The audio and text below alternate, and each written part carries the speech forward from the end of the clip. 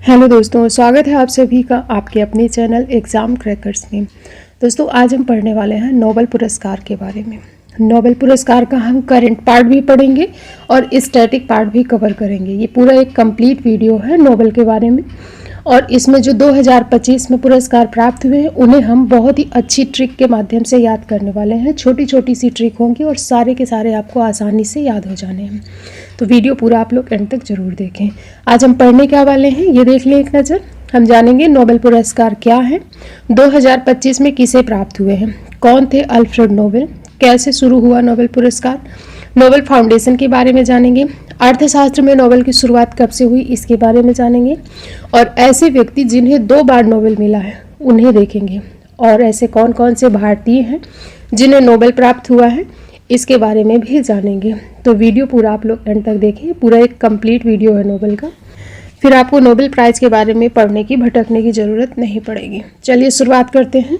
सबसे पहले हम जान लें कि what is Nobel prize, Nobel पुरस्कार क्या है। तो नोबेल पुरस्कार की शुरुआत 1901 ईस्वी से हुई थी और विश्व का सर्वोच्च पुरस्कार है ये। नोबेल पुरस्कार 6 क्षेत्रों में दिया जाता है। कौन से हैं वो 6 क्षेत्र? भौतिकी, रसायन, शांति, साहित्य, चिकित्सा और अर्थशास्त्र। इन 6 क्षेत्रों में नोबेल पुरस्कार प्रदान किया जाता है। जब इसकी शुरुआत हुई थी 1901 ईस्वी में ना, तब ये सिर्फ 5 क्षेत्रों में दिया जाता था। भौतिकी, रसायन, शांति, साहित्य और चिकित्सा। अर्थशास्त्र के क्षेत्र में नहीं दिया जाता था। लेकिन फिर आगे चल कर के 1968 ईस्वी में जब स्वीडिश बैंक की 300वीं वर्षगांठ थी, तब अर्थशास्त्र के फील्ड में भी नोबेल पुरस्कार प्रदान करने की शुरुआत हुई, घोषणा हुई। तो याद रखें, 1901 में जब शुरुआत हुई तो 5 क्षेत्रों में दिया जाता था, अर्थशास्त्र के क्षेत्र में नहीं दिया जाता था। आपसे यही क्वेश्चन पूछा जाएगा कि अर्थशास्त्र के क्षेत्र में नोबेल पुरस्कार प्रदान करने की घोषणा कब हुई या शुरुआत कब हुई। तो याद रखें, 1968 में इसकी घोषणा होती है और 1 वर्ष बाद पहली बार जब प्रदान किया गया तो 1969 ईस्वी में प्रदान किया गया। ठीक है, और राशि इसमें लगभग 10-11 करोड़ रुपए की दी जाती है। और जो शांति का नोबेल है, शांति का नोबेल प्राइज़ नॉर्वे की राजधानी ओस्लो में दिया जाता है। बाकी के सारे जो हैं वो स्वीडन की राजधानी स्टॉकहोम में दिए जाते हैं। तो इस चीज़ को भी आप याद रखें कि शांति का नोबेल प्राइज़ नॉर्वे की राजधानी ओस्लो में दिया जाता है, बाकी के सभी स्टॉकहोम में। अब हाल ही में जो 2025 में घोषणा हुई है नोबेल प्राइज़ की, इनको देखते हैं। तो 6 अक्टूबर को पहला नोबेल प्राइज़ चिकित्सा के क्षेत्र में 3 लोगों को देने की घोषणा हुई है। कौन है वो 3 नाम? पहला है मैरी इब्रुको, दूसरा है फ्रेड रामस्टेल, यूएसए के हैं, तीसरा है सिमोन साकागुची, ये जापान के हैं। इन 3 वैज्ञानिकों को इम्यूनल सिस्टम बेहतर ढंग से समझने के लिए ये पुरस्कार प्राप्त हुआ है। और इनको याद कैसे कर सकते हैं? तो एक लाइन आपको याद रखना है जो इसकी ट्रिक है कि मेरी फ्रेंड सिमोन डॉक्टर है। मैरी से हो जाएगा मैरी इब्रुको, फ्रेंड से हो जाएगा फ्रेड रामस्टेल, सिमोन से हो जाएगा सिमोन साकागुची, और डॉक्टर हैं यानी चिकित्सा के क्षेत्र में है। ये भी तो पता होना चाहिए ना कि किस क्षेत्र के नाम है ये। तो मेरी फ्रेंड सिमोन डॉक्टर है, 1 से 2 बार आप रिपीट करें, आपको याद हो जाएगा। और इन्हें क्यों दिया गया है? तो पेरिफेरल इम्यून टॉलरेंस की खोज के लिए इनको प्रदान किया गया है। इसके बाद 7 अक्टूबर को दूसरा नोबेल भौतिकी के क्षेत्र में 3 लोगों को प्रदान करने की घोषणा हुई है। कौन है 3 नाम? जॉन क्लार्क, कैम्ब्रिज यूके के हैं, माइकल एच डेवरुड, पेरिस फ्रांस के हैं, जॉन एम मॉर्टिस, ये यूएसए के हैं। इन 3 वैज्ञानिकों को भौतिकी के क्षेत्र में नोबेल प्रदान करने की घोषणा हुई है। इन्हें कैसे याद रखेंगे? तो आपको एक लाइन याद रखनी है, जॉन क्लार्क माइक लेकर मार्टिन बेचता है। मार्टिन बेचता है कौन? जॉन क्लार्क, माइक लेकर के। जॉन क्लार्क से हो जाएगा जॉन क्लार्क, माइक से हो जाएगा माइकल एच डेवोरेट, मार्टिन बेचता है तो जॉन एम मार्टिनिस। जब आपके सामने ऑप्शन आएंगे ना तो आपको आसानी से याद आ जाएगा। तो याद रखिए, जॉन क्लार्क माइक लेकर मार्टिन बेचता है तो John Clarke, Michael H Devoret, John M Martinis. इन 3 वैज्ञानिकों को भौतिकी के क्षेत्र में नोबेल दिया गया है।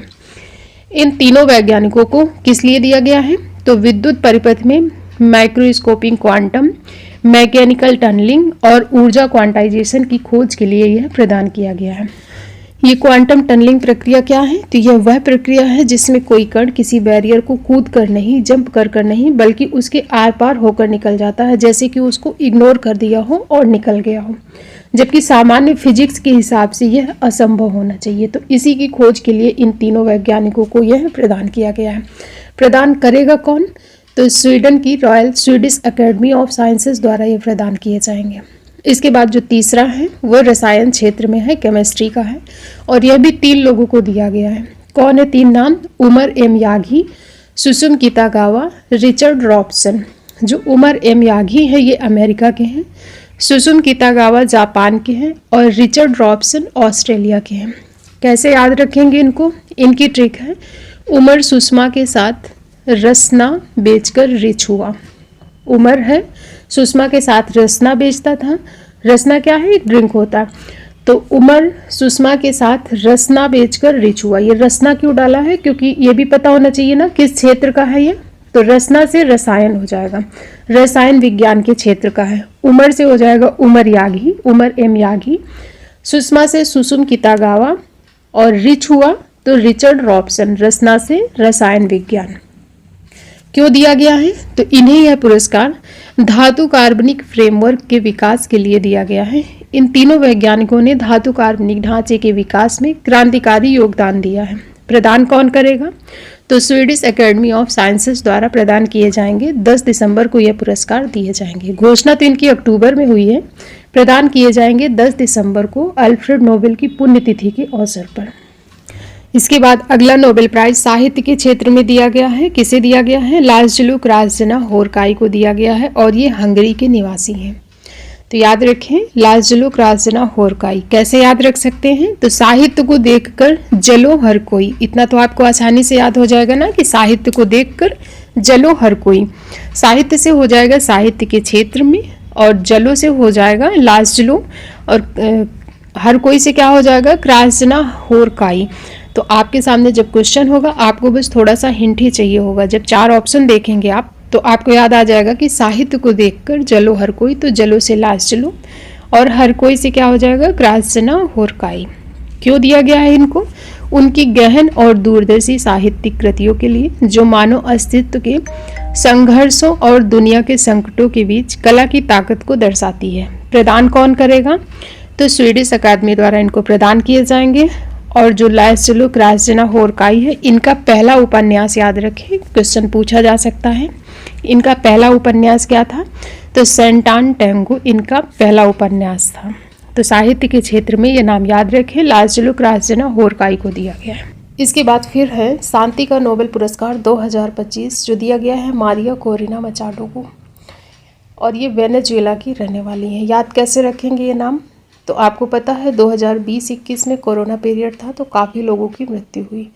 तो आपको याद रखना है जो कोरोना में मर गए उन्हें शांति मिल गई, जो मर गए कोरोना में उनको शांति मिल गई। तो मर से हो जाएगा मारिया, कोरोना से हो जाएगा कोरिना, और शांति से हो जाएगा शांति क्षेत्र में। तो एग्ज़ाम में आपके सामने क्वेश्चन के साथ साथ 4 ऑप्शन भी होंगे, तो ऑप्शन देख करके आप आसानी से याद रख सकते हैं कि शांति के क्षेत्र में किसे दिया गया था। तो जो कोरोना में मर गए थे उनको शांति मिल गई थी। तो ऑप्शन देख के आप बना लेंगे, मारिया कोरिना मचाडो को दिया गया था। क्यों दिया गया है? वेनेजुएला के लोगों के लिए लोकतांत्रिक अधिकारों को बढ़ावा देने के उनके अथक कार्य और तानाशाही से लोकतंत्र में न्याय संगत और शांतिपूर्ण संक्रमण प्राप्त करने के उनके संघर्ष के लिए इन्हें प्रदान किया गया है। बाकी के जो सारे पुरस्कार हैं वो दिए जाएंगे कहाँ? स्वीडन की राजधानी स्टॉकहोम में। लेकिन जो शांति का नोबेल पुरस्कार है वो कहाँ प्रदान किया जाएगा? तो वो नॉर्वे की राजधानी ओस्लो में प्रदान किया जाएगा। इस चीज़ को आप याद रखें। इसके बाद अगला पुरस्कार है अर्थशास्त्र के क्षेत्र में। अर्थशास्त्र के क्षेत्र में 3 व्यक्तियों को दिया गया है, जोएल मोकियर, फिलिप अगियन और पीटर हॉबिट को। इन्हें क्यों दिया गया है? तो आर्थिक विकास और नवाचार के दीर्घकालिक सिद्धांतों पर उनके शोध के लिए उन्हें यह पुरस्कार दिया जाएगा। प्रदान करेगा Royal Swedish Academy of Sciences द्वारा। इनको कैसे याद रख सकते हैं तीनों नाम को? तो एक लाइन आपको याद रखनी है, मोकियर ने अगियन को हावित कर दिया। मोकियर ने अगियन को हावित कर दिया। 2 से 3 बार आपको ये लाइन रिपीट करनी है। मोकियर से हो जाएगा जोएल मोकियर, और अगियन से हो जाएगा फिलिप अगियन, हावित से हो जाएगा पीटर हॉबिट। तो तीनों नाम आपको आसानी से याद हो जाएंगे। तो इन तीनों लोगों को अर्थशास्त्र के क्षेत्र में नोबेल पुरस्कार प्रदान किया जाएगा। प्रदान कब किया जाएगा? तो 10 दिसंबर को। इसके बाद हम नोबेल प्राइज का स्टैटिक पार्ट देखते हैं। तो सबसे पहले इसमें हम जानते हैं कौन थे अल्फ्रेड नोबेल। अल्फ्रेड नोबेल, इनका जन्म हुआ था 21 अक्टूबर 1863 को, स्वीडन के थे। और ये एक स्वीडिश रसायन अभियंता, आविष्कारक, व्यापारी और लोकोपकारी व्यक्ति थे। पिता का नाम था इमैनुअल नोबेल और मृत्यु हुई थी इनके 10 दिसंबर 1896 को। 1833 में जन्म और मृत्यु 1896 में। 1862 ईस्वी में इन्होंने स्वयं की एक कंपनी लगाई और 2 वर्ष बाद 1864 में इनकी फैक्ट्री में आग लग जाती है, जिसमें कई मजदूर की मृत्यु हो जाती है। उन्हीं में इनका एक छोटा भाई था, उसकी भी मृत्यु हो जाती है। फिर ये आगे चल करके 1867 में डायनामाइट का आविष्कार करते हैं और यही इनकी लाइफ का टर्निंग पॉइंट साबित होता है। आगे चल करके 1888 के आसपास न्यूज़पेपर ये पढ़ रहे थे तो एक आर्टिकल पढ़ते हैं, उसमें लिखा था कि मौत के सौदागर की मौत। और मौत के सौदागर जो टाइटल था वो किसके लिए था? अल्फ्रेड नोबेल के लिए ही था। तो उस समय एक फैक्ट्री में आग लगी थी, तो सबने समझा था कि जो अल्फ्रेड नोबेल है वो भी उसमें मर गए हैं। तभी ये न्यूज़पेपर में आर्टिकल निकला कि मौत के सौदागर की मौत। ठीक है, तो सबने इनको मरा हुआ समझ लिया था। जब इन्होंने देखा ऐसी टैगलाइन, तो इन्होंने डिसाइड किया कि दुनिया मुझे मेरी मृत्यु के बाद ऐसे याद नहीं कर सकती। और फिर 1895 में इन्होंने अपनी वसीयत बनवाई, जिसमें अपनी प्रॉपर्टी का 94% हिस्सा उसका एक फाउंडेशन बनेगा और उसके ब्याज से ऐसे लोगों को सम्मानित किया जाएगा जो समाज के लिए अच्छा कार्य कर रहे हैं। तो विभिन्न क्षेत्रों में जो समाज के लिए अच्छा कार्य कर रहे हैं उन लोगों को उसके ब्याज से सम्मानित किया जाएगा इनकी वसीयत के हिसाब से। फिर 1 वर्ष बाद इनकी मृत्यु हो जाती है 1896 में। और फिर 1900 ईस्वी में नोबेल फाउंडेशन की स्थापना होती है। तो आपसे नोबेल फाउंडेशन की स्थापना पूछा जाए तो 1900 ईस्वी में। और फाइनली 1901 से 5 क्षेत्रों में यह पुरस्कार दिया जाता है और यह पुरस्कार 10 दिसंबर को दिया जाता है। 10 दिसंबर को ही क्यों दिया जाता है? तो ये चाहते थे कि इनकी जो पुण्यतिथि है, पुण्यतिथि के अवसर पर ये प्रदान किए जाएं। तो 10 दिसंबर को इनकी मृत्यु हुई थी और इसी वजह से जो पुरस्कार हैं 10 दिसंबर को ही प्रदान किए जाते हैं। तो उम्मीद है आपको ये पता चल चुका होगा कि ये पुरस्कार क्यों दिए जाते हैं, इसका क्या रीज़न है। इसके बाद अब हम नोबेल फाउंडेशन के बारे में जानते हैं। तो नोबेल फाउंडेशन की स्थापना 29 जून 1900 ईस्वी को होती है और पुरस्कार प्रदान किए गए 1 वर्ष बाद 1901 ईस्वी से। प्रदानकर्ता कौन है? तो स्टॉकहोम में नोबेल पुरस्कार स्वीडन के राजा के हाथों ये प्रदान किया जाता है। नोबेल पुरस्कार के लिए बनी समिति प्रत्येक वर्ष अक्टूबर में नोबेल विजेताओं की घोषणा कर देती है, लेकिन वितरण कब किए जाते हैं? तो अल्फ्रेड नोबेल की पुण्यतिथि 10 दिसंबर को, घोषणा होती है अक्टूबर को, प्रदान किए जाते हैं 10 दिसंबर को। ठीक है, इसके बाद अब हम देखते हैं ऐसे व्यक्ति कौन से हैं जिन्हें 2 बार नोबेल पुरस्कार से सम्मानित किया गया है। तो सबसे पहले हैं मैडम क्यूरी। आपने अक्सर फिजिक्स में इनका नाम पढ़ा होगा, सुना होगा। ये ऐसी महिला है जिन्हें 2 बार नोबेल प्राइज़ मिला था। पहली बार इनको मिला था 1930 में फिजिक्स का और दूसरी बार मिला था 1911 में केमिस्ट्री का। मैडम क्यूरी को फिजिक्स का जो नोबेल मिला था रेडियो एक्टिविटी के लिए मिला था और केमिस्ट्री का रेडियम के संबंध में कार्य करने के लिए। और एक चीज़ याद रखिए नोट लगा करके कि 1974 में एक नियम बना दिया गया कि मरणोपरांत किसी को भी नोबेल प्राइज़ नहीं दिया जाएगा। तो ये क्वेश्चन भी पूछा गया है, इसको याद रखें कि मरणोपरांत नोबेल प्राइज़ नहीं दिया जाएगा। इसकी घोषणा कब हुई थी? तो 1974 में। इसके बाद फिर दूसरे हैं जॉन बार्डिन। जॉन बार्डिन, इनको फिजिक्स का मिला था दोनों बार ही, 1956 में और 1972 में। 1956 में मिला था ट्रांजिस्टर के लिए और 1972 में अतिचालकता के लिए। फिर तीसरे व्यक्ति हैं फ्रेडरिक सैंगर। इन्हें केमिस्ट्री का नोबेल मिला है दोनों ही बार, 1958 में और 1980 में। 1958 में मिला था इंसुलिन के लिए और 1980 में मिला था डीएनए के लिए। इसके बाद फिर लिनस पॉलिंग हैं। इनको केमिस्ट्री का मिला था 1954 में और दूसरी बार 1962 ईस्वी में इनको शांति का नोबेल प्रदान किया गया था। शांति का दिया गया था इनको परमाणु हथियारों की दौड़ के खिलाफ उनकी लड़ाई के लिए इनको प्रदान किया गया था। पहली बार केमिस्ट्री का 1954 में, दूसरी बार शांति का 1962 में। इसके बाद फिर है बैरी शॉर्पलेस। इनको रसायन का दिया गया है।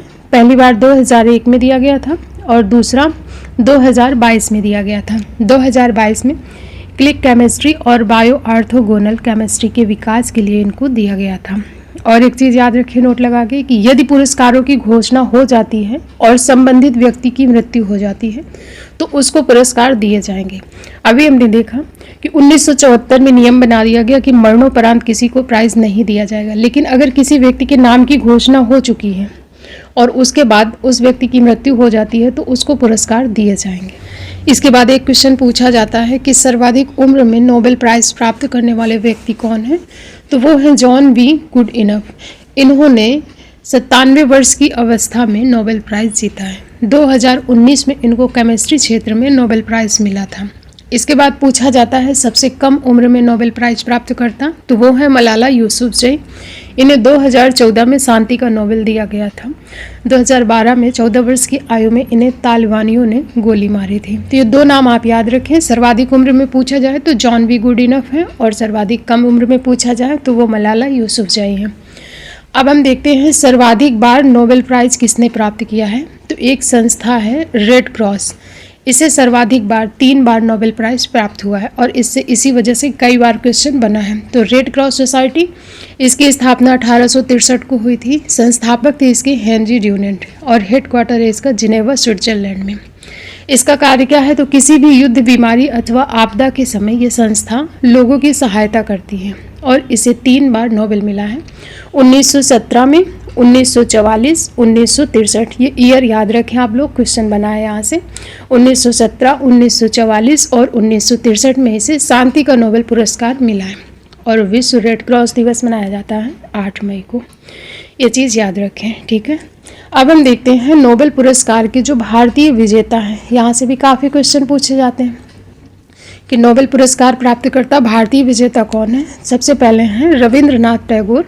इन्हें साहित्य का नोबेल मिला था 1913 में। गीतांजलि, जो इनका काव्य संग्रह है गीतांजलि, उसके लिए इनको साहित्य का नोबेल मिला था 1913 में। दूसरे हैं चंद्रशेखर वेंकट रमन। इन्हें भौतिकी का मिला था और कब, तो 1930 में मिला था प्रकाश प्रकीर्णन के लिए। इसके बाद फिर है हरगोविंद खुराना। इनको चिकित्सा के क्षेत्र में मिला था 1968 ईस्वी में। कार्य क्या किया था इन्होंने, तो डीएनए की व्याख्या व प्रोटीन संश्लेषण में कार्य किया था और ये भारतीय मूल के अमेरिकी नागरिक थे, हरगोविंद खुराना। इसके बाद फिर है मदर टेरेसा। इनको शांति का नोबेल दिया गया था 1979 ईस्वी में। ये गरीब व असहाय लोगों की मदद करती थी। इसके बाद फिर है डॉक्टर सुब्रमण्यम चंद्रशेखर। इनको फिजिक्स का मिला था 1983 ईस्वी में, चंद्रशेखर सीमा के लिए। इन्होंने तारों के जन्म व मृत्यु के संबंध में सिद्धांत का प्रतिपादन किया था, इसी वजह से इनको 1983 ईस्वी में फिजिक्स का नोबेल प्राइज़ दिया गया था। फिर है अमर्त्य सेन। इनको इकोनॉमी का, अर्थशास्त्र का दिया गया था 1998 ईस्वी में। वीएस नायपॉल। इनको साहित्य का मिला था 2001 में। इसके बाद हैं फिर वेंकटरमन रामकृष्णन। 2009 में इनको केमिस्ट्री का मिला था राइबोसोम की संरचना के लिए। इसके बाद फिर कैलाश सत्यार्थी हैं। इनको शांति का नोबेल मिला था और 2014 में मलाला यूसुफजई के साथ ही पुरस्कार से इनको सम्मानित किया गया था। इन्होंने कार्य किया था बेटी बचाओ बेटी पढ़ाओ के लिए, बेटियों के लिए इन्होंने कार्य किया था, इसी वजह से इनको शांति का पुरस्कार दिया गया था 2014 में मलाला यूसुफजई के साथ, ये याद रखें। फिर हैं अभिजीत बनर्जी। 2019 में अर्थशास्त्र का दिया गया था नोबेल इनको और अपनी पत्नी एस्थर डॉफ्लो के साथ संयुक्त रूप से इन्होंने ये प्राप्त किया था। तो ये वो भारतीय हैं जिन्हें नोबेल प्राइज़ मिला है। और एक चीज़ याद रखें, महात्मा गांधी को नॉमिनेशन मिला है कई बार, 1937 में, 1938 में, 1939 और 1947 में इनको नॉमिनेशन मिला परंतु पुरस्कार नहीं मिला। फिर आखिरी बार इनको नॉमिनेशन कब मिला, 1948 में। इन्हें नामांकित किया गया लेकिन 4 दिन बाद इनकी मृत्यु हो जाती है तो इनको पुरस्कार नहीं मिला है। इस चीज़ को भी आप लोग याद रखें। और इसी के साथ वीडियो हमारा कंप्लीट होता है। वीडियो आपको कैसा लगा कमेंट करके ज़रूर बताएं। वीडियो पसंद आया तो वीडियो को लाइक करें, चैनल को सब्सक्राइब कर लें। Thank you.